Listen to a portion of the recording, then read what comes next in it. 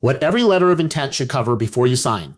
If you're selling your business, do not treat the LOI like a formality, because a lot of sellers think the real negotiation happens in the purchase agreement. Wrong. By the time you sign the LOI, a big part of the deal is already set.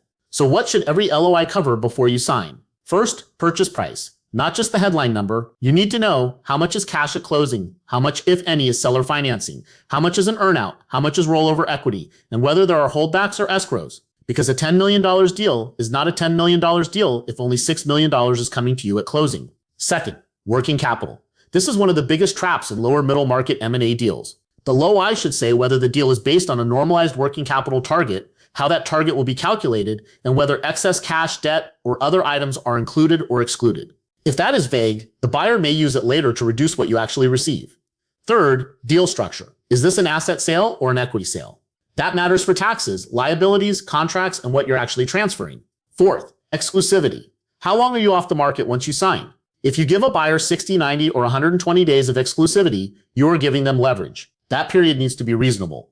Fifth, due diligence scope and timeline. How long do they have? What are they reviewing? When are they expected to move to definitive documents? Sixth, key conditions to closing. That includes financing, board approval, third-party consents, employment agreements, non-competes, and anything else that could become a surprise later.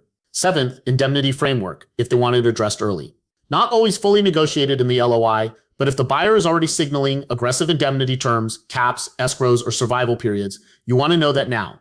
And finally, what happens after closing? Are you staying? For how long? In what role? At what compensation?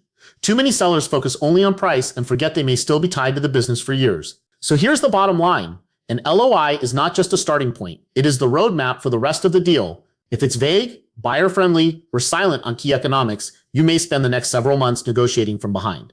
Before you sign an LOI, make sure you understand not just the number, but the structure, the leverage, and the trapdoors. Because once you sign it, the real pressure starts.